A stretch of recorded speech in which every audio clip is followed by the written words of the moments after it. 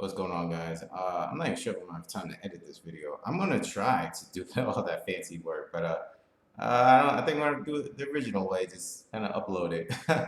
I'm probably gonna end up uploading this later on tonight. So, guys, if you see it at nighttime, or a different time than 1 o'clock p.m., yeah, I kind of have a lot of things I do. So, bear with me.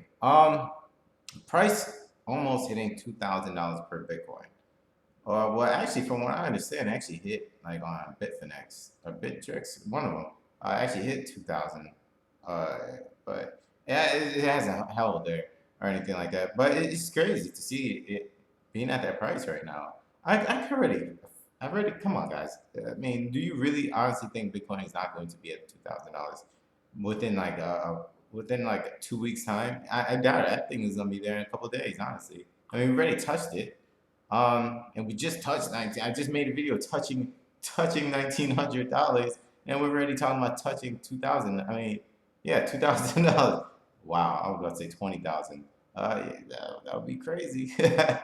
I think we got some time before we talk about the 20,000 mark, but we will be talking about it. I promise you. The whole thing about I was watching Adam's show today. I try to watch a bunch of people's shows as much as I can, and trying to comment as much as I can. But it's just like I'm on the move a lot, so try to fill in these videos. Try to be amongst the crypto world a little bit as much as I could. But I was watching the show about ever since ever since there was this whole FUD with basically Roger Ver was the one who started the whole FUD. Ever since that, the uncertainty about Bitcoin not being able to scale fast enough and all that, and everybody started moving into altcoins because beforehand the altcoins weren't really that popular. I mean, you had some that were I wouldn't really say popular, but it was known. Like Ethereum, it was known. People knew Ethereum, stuff like that. But now it seems like there was a lot of fear going around, and it made people feel really uncertain where they should put their money. And I think what a lot of it really went down to is when Roger decided to say what he was investing, what altcoins he was investing in, which was like Dash, Ethereum, Monero, and that got everybody into a frenzy because then everybody felt they had to invest in that as well. Um, but yeah, I don't know. I don't know how long all these altcoins, because I see there's a lot of these things are being pumped up. It's almost like they're taking turns to be pumped up. It's not even like there's like real logic on why these are even being pumped. A lot of them just pump up to the moon. Like what was it the other day? Uh, Bitcoin. Like why did that go all the way up? There was like there's a bunch of coins that just fly up for no real reason, just a huge pump, and some actually hold for a period of time. Um, but I don't know how long this is going to stay this way.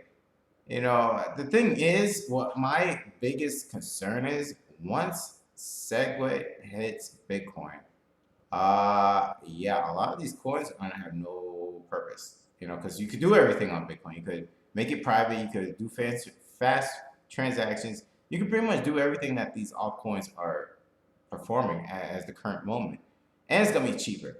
It's gonna be very cheap. So I don't know. I don't know what they're gonna have to offer. I mean, anything that, from what I see, maybe not what Monero can do, because Monero is doing something like on a different level. I don't know if Bitcoin could, like, once they implement SegWit, if they could copy that identically, which I don't think so, because now Bitcoin is more mainstream than it used to be, and it's not. It's kind of got away from that whole Silk Road kind of atmosphere, and it's trying to actually be talked on the ETF. So I don't know. I doubt there. Even if they could, I doubt they would. So Monero might actually have a spot where it doesn't. It's not being affected. And if you notice, Monero kind of holds this price. I mean, despite all the pump and dumps, you see Monero just holding its spot. So I do see a future for Monero. I mean, just because Bitcoin can't actually do what Monero can do, it can probably. They could probably add that feature in, but I don't think they would, just for the simple fact Bitcoin is now really mainstream. Every investor wants to be in it.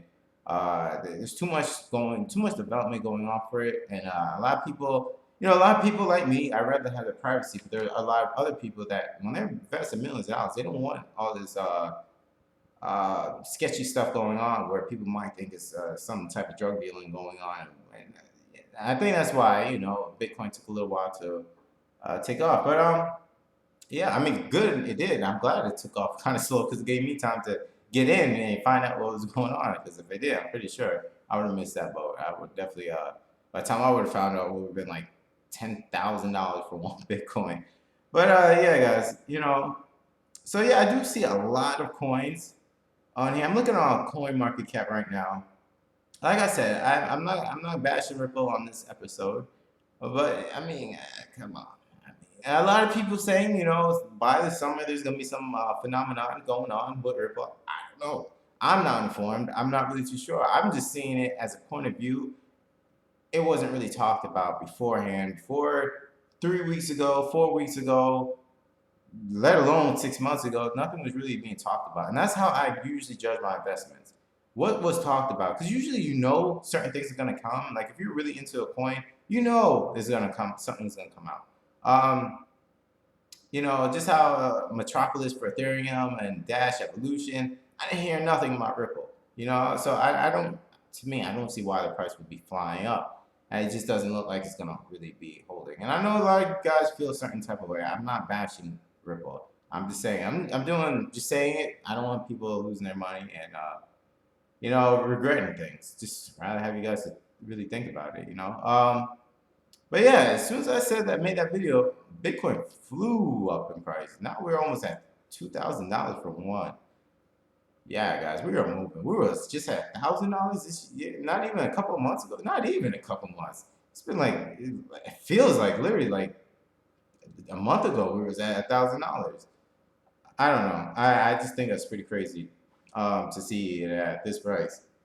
Do I think it will hold? Yes, I do think it will hold. Like I said, everybody wants Bitcoin because it's such a finite amount for people to have. There's such a little bit amount. We all think, we see 21 million, we think, oh, that's a lot. Yeah, for one person, that would be a huge amount. But we have to divide it amongst people around the whole world. That's not going to, that price will have to go up. It just, there's no other alternative besides the price going up.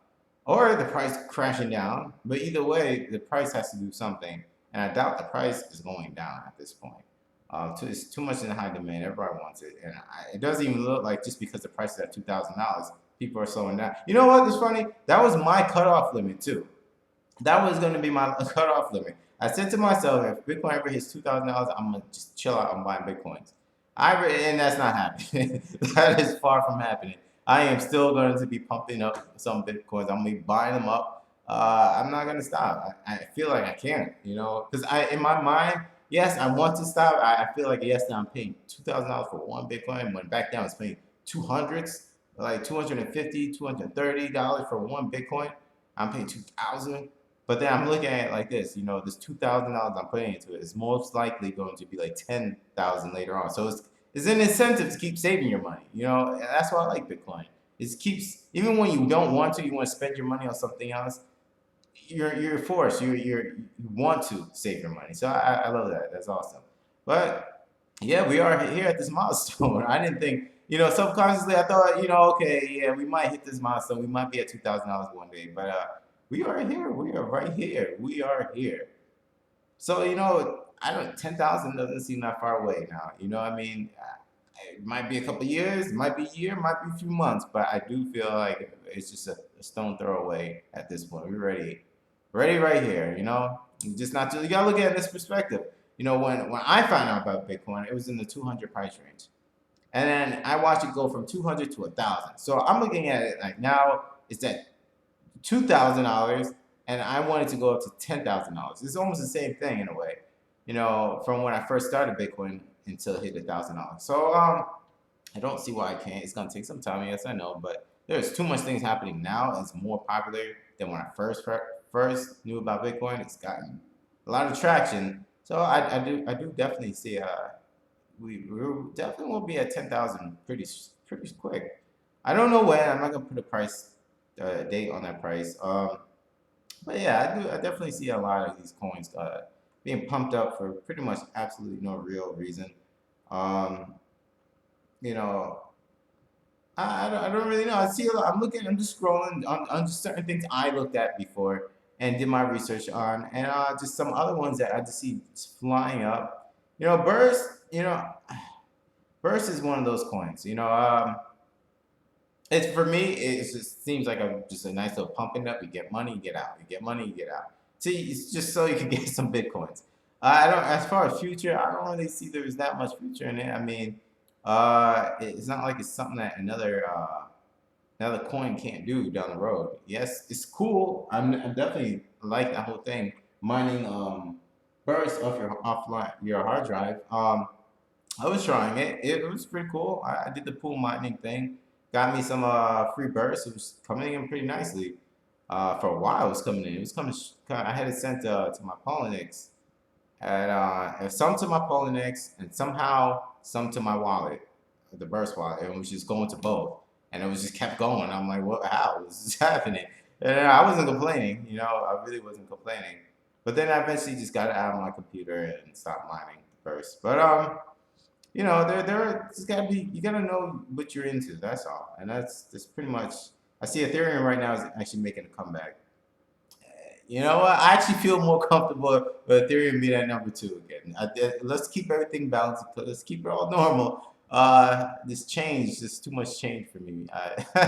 I'm not used to seeing Ripple up there at second place. We need to bring back old times. But yeah, I'm not trying to bash on Ripple that much. It's just I don't see the value. The tokens aren't really tokens that the bankers are really using. It's just I don't know. I just feel like everyone's not really doing their real research on it. They're just buying it up because everyone else is buying it. And right after I made that video, the price went down a little bit too. So it's pretty crazy on that aspect. But yeah, guys, I'm gonna end it here, and it's just my thoughts on what's been going on. Is really not that much really to say. Besides the whole price is definitely crazy. We're already at the $2,000 mark. It's crazy. Having to say that you're at the $2,000 mark when people you probably thought you was crazy trying to buy the stuff. Now we're actually here. Now going back to be like, hey, guess what, guys? It's $2,000 for one Bitcoin. I know a lot of people really feel salty. Trust me. I know they might be pretending they're happy for you, but I know they feel salty. They feel like, oh, they missed their opportunity, but you didn't. You could still make something happen. It might take a little bit longer than the rest of us who jumped on it.